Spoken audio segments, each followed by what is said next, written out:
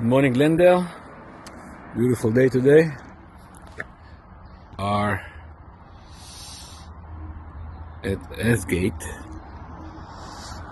next to the freeway here, not too far from the 210. We have the Nissan today. It's a pretty capable van. The Ford is in the shop, having it recall done.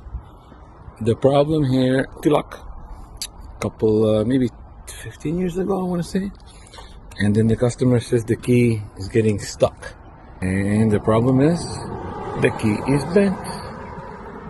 The key is bent out of shape, and now that's why it's getting stuck in the cylinder. We are going to make a new key today. Okay.